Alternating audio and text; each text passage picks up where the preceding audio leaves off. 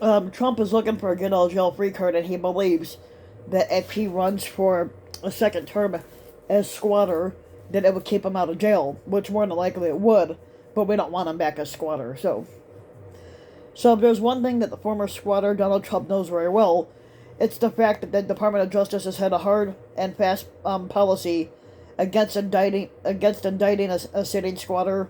Um, so he heard it hundreds of times during the Miller investigation from every TV lawyer in the country as well as his own, including the White House counsel. Even though Mueller did highlight out several possible accounts of obstruction of justice that Trump committed that was clearly intended to be triggered once Trump was out of office, but nothing ever came out of it because nobody ever did anything to try to get him. It's pretty clear that Trump understands that that him squatting in the White House is his get out of jail free card, and right now he probably could use one, even though we don't want him back. So on Tuesday, the special grand jury convened by the Fulton County Georgia District's Attorney's Office issued a number of subpoenas to Trump's Kraken election team to testify about the Trump's campaign post-election pressure to overturn the 2020 election. Now, the lawyers Rudy Colludi, John Eastman, Jenna Ellis, Cleta Mitchell, Jackie Pick Deason, and Kenneth Chesbrough were called along with Senator Lindsey Graham. Now, Colludi, you'll recall, testified at a hearing after the election in which he claimed he had proof that Georgia election workers pulled suitcases full of ballots out from under a table to pad Biden's vote count, which there was no proof to that, but, a charge which was investigated and totally refuted by the Republican Secretary of State Brad Raffensperger's office. But this didn't stop Colludi and others, including Trump, from spreading the lie anyway, and it resulted in death threats to the election workers that they targeted with their bogus story, like Ruby Freeman and her daughter Shay Moss, both of whom openly testified before the January 6th committee, and Colludi has never backed up his claims to this day. John Eastman, the constitutional scholar most responsible for the plot to have Mike Pence single-handedly reject the electoral college votes on January 6th, also appeared at a hearing and told Georgia officials that they had the power to simply appoint new electors for Donald Trump, which of course is fucking absurd because they don't. Now Ellis wrote some memos passing on the same rationales, and she and Deason spoke at the same hearing.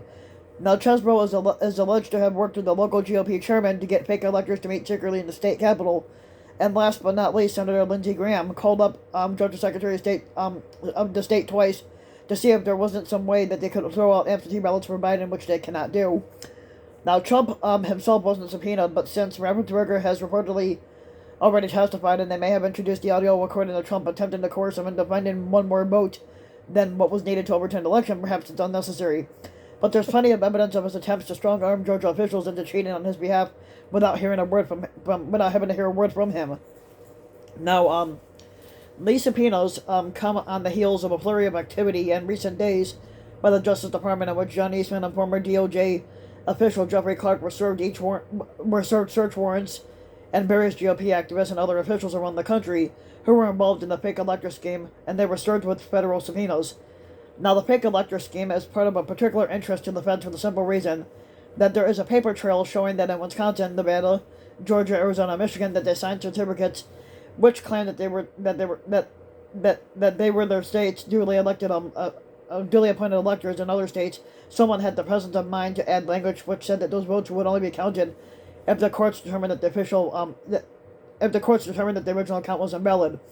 Now, according to various legal observers, these false statements could easily lead to charges of defrauding the United States. They tried to fraudulently cast votes in the Electoral College, and is truly the most egregious example of election fraud in U.S. history. The irony of that is so thick you can only cut through it with a chainsaw. Now, meanwhile, we have the January 6th committee making news every week with more evidence of Trump and his henchmen organizing the attempted coup in the White House. The last hearing, featuring testimony by Cassidy Hutchinson, a former White House aide to the Chief of Staff Mark Meadows, showed that Trump was aware of the potential for violence on January 6th and even knew that there were armed people in the crowd when he rolled them all up and told them to go to the Capitol. Now, Trump was particularly perturbed by this testimony, and he's been engaged in a historical character assassination ever since, posting insult after insult on his non-truth social account day after day. All of this coming to a head with reports that big donors are spending heavily on some of his of his potential rivals for the big nomination. They smell blood in the water, and Trump and his people putting out the word that he may be planning to announce his candidacy for 2024 before the midterms, perhaps any day now. It may be that he wants to crush these nascent candidacies.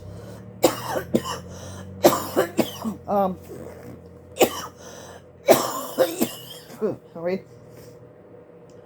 He may be planning to announce his candidacy for 2024 before the midterms, and perhaps any day now.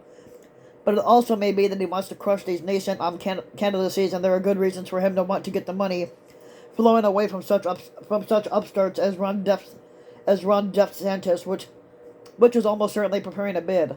According to the New York Times, Republican officials are ambivalent about his early announcement because they don't want to relitigate his false claims of election fraud and give Democrats a chance to use Trump as a foil during the midterm elections. Now, Trump doesn't give a shit about that. His personal needs are far more urgent. The Guardian reports that Trump has reportedly told his advisors that declaring a run for the White House now would allow him to strengthen his argument that other criminal investigators against him in New York and Georgia are politically motivated, which they're not. It's possible that he believes the DOJ being burned by the scandal with James Comey and the Hillary Clinton email debacle of 2016 simply cannot indict a former squatter or squatterable candidate and a front runner before the nomination for the election.